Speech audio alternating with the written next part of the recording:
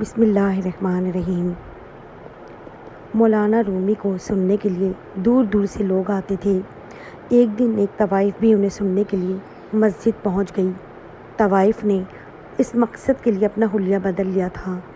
مولانا رومی کی گفتگو سننے کے دوران اس کے ایک پرانے گاہک نے اسے پہچان لیا۔ اس پر ایک شور مچ گیا کہ ایک طوائف مسجد میں موجود ہے۔ لوگوں نے اسے وہاں سے نکالا اور باہر لے آئے۔ ہجوم میں غصہ بڑھ رہا تھا۔ طوائف کو لگا اب اسے وہیں کھڑے کھڑے سنسار کر دیا جائے گا۔ اسی اثنا میں ایک درویش اس ہجوم کے قریب پہنچا اور چیخ کر بولا، رک جاؤ۔ ہجوم ساکت ہو گیا۔ درویش نے بولا، تم لوگوں کو شرم آنی چاہیے۔ 30 لوگ ایک کمزور عورت پر حملہ آور ہو رہے ہیں، کیا یہ انصاف ہے؟ مجمع میں سے کوئی بولا، یہ طوائف یہاں ایک مرد کے لباس میں آئی ہے تاکہ ہم اچھے مسلمانوں کو دھوکہ دے سکیں۔ تم لوگ مجھے یہ بتا رہے ہو کہ اس عورت کو اس لیے مارنا چاہتے ہو کہ یہ مسجد کیوں آئی تھی، کیا یہ جرم ہے؟ درویش کے لہجے میں اب طنز نمایاں تھا۔ یہ طوائف ہے۔ ہجوم میں سے کوئی چلایا، مسجد میں اس کی کوئی جگہ نہیں۔ ہجوم طوائف کے نعرے لگانا شروع ہو گیا۔ ایک نے کہا، آؤ طوائف کو مارتے ہیں۔ لگتا تھا اس ایک فکرے نے درویش کی جلال کو مزید تیز کر دیا۔ رک جاؤ، یہ کہہ کر اس درویش نے طوائف کا ہاتھ پکڑا اور اسے اپنی جانب کھینچ لیا۔ ہجوم کے سربراہ نے درویش سے کہا، تم اس علاقے میں اجنبی ہو، تم بہت بڑی غلطی کر رہے ہو، تمہیں ہمارا پتہ نہیں، تم اس سے دور رہو۔ کیا تمہارے پاس ایک طوائف کا دفاع کرنے سے بہتر کوئی اور کام نہیں ہے؟ درویش ایک لمحے کے لیے خاموش رہا، جیسے اس سوال پر غور کر رہا ہو۔ اس نے غصے کا اظہار نہیں کیا، پرسکون رہا۔ پھر کہا، پہلے تم لوگ یہ بتاؤ کہ تم لوگ مسجد میں عبادت کے لیے جاتے ہو یا اپنے ارد گرد کے لوگوں کو دیکھنے؟ کیا مسجد میں خدا سے زیادہ اہم لوگ وہ ہوتے ہیں جنہیں تم تکتے رہتے ہو؟ اگر تم لوگ خدا کی عبادت کرنے گئے تھے تو یہ عورت تم کو وہاں نظر ہی نہیں آنی چاہیے تھی۔ حلیہ بدلنا تو دور کی بات ہے، اگر اس نے کپڑے تک نہ پہنے ہوتے تو پھر بھی وہ تم لوگوں کو نظر نہیں آنی چاہیے تھی۔ جاؤ، لوٹ جاؤ اور رومی کا آواز سنو۔ اس کمزور عورت کو مارنے سے وہ کام زیادہ بہتر ہے۔ دھیرے دھیرے سے ہجوم چھٹ گیا۔ طوائف کے ہوش ٹھکانے آئے تو وہ بولی، اے درویش، میں آپ کا کیسے شکریہ ادا کروں؟ درویش بولا، تمہیں میرا کوئی شکریہ ادا کرنے کی کوئی ضرورت نہیں، ہم خدا کے علاوہ کسی کے شکر گزار نہیں ہیں۔ طوائف نے پوچھا تو درویش شمس تبریز نکلا۔ درویش بولا، کچھ لوگ اچھی زندگی شروع کرتے ہیں لیکن کچھ لوگ اپنا رنگ کھو بیٹھتے ہیں۔ کیا تم دوبارہ اپنی اصل ذات کے ساتھ جڑنا چاہو گی؟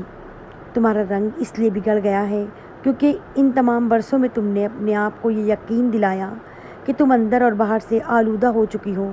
طوائف بولی، میں واقعی اچھی نہیں ہوں، مجھے علم نہیں میں کیسے کچھ کما کر اپنی زندگی گزاروں۔ درویش بولا، میں تمہیں ایک کہانی سناتا ہوں۔ ایک دن ایک طوائف نے گلی میں ایک کتے کو پیاسا دیکھا۔ کتا سورج کی تیز دھوپ میں بے بس لیٹا تھا اور اسے سخت پیاس لگی ہوئی تھی۔ اس طوائف نے اپنا جوتا اتارا، اس میں ایک قریبی کنویں سے پانی بھر کر لائی، کتے کو پلایا اور چلی گئی۔ اگلے دن طوائف کی ایک صوفی سے ملاقات ہو گئی۔ جو ہی اس صوفی نے اسے دیکھا تو اس نے آگے بڑھ کر اس طوائف کے ہاتھ چومے۔ طوائف کو ایک دھچکا سا لگا۔ صوفی بولا، تم نے جو ہمدردی کتے کے ساتھ دکھائی تھی وہ خدا کو اتنی پسند آئی کہ تمہارے سارے گناہ بخش دیے گئے ہیں۔ یہ واقعہ سن کر طوائف بولی، اگر میں پورے شہر کے پیاسے کتوں کو پانی پلاؤں تو بھی میرے گناہ معاف نہیں ہوں گے۔ شمس بولا، تم یہ کیسے کہہ سکتی ہو؟ یہ تو صرف خدا کو پتہ ہے کون نیک اور کون گناہ گار ہے، اور تم کیسے کہہ سکتی ہو جنہوں نے تمہیں آج مسجد سے دھکے دے کر نکالا ہے وہ خدا کے بہت قریبی ہیں اور تم خدا سے دور ہو؟ طوائف بولی، ان مردوں کو یہ بات کون بتائے گا؟ درویش بولا، بات تم انہیں بتاؤ گی۔ وہ بولی، آپ کا خیال ہے وہ میری بات سنیں گے؟ وہ لوگ تو مجھ سے نفرت کرتے ہیں۔ درویش بولا، اگر تم چاہتی ہو کہ دوسرے تمہارے ساتھ مختلف انداز میں سلوک کریں تو پھر سب سے پہلے تم اپنے سلوک کو تبدیل کرو۔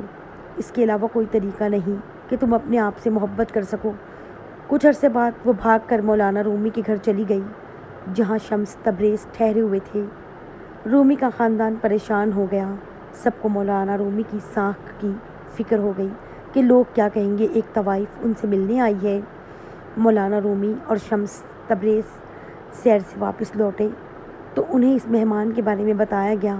رومی کو ایک دھچکا سا لگا اور وہ بولے، تم یہ کیا کہہ رہے ہو؟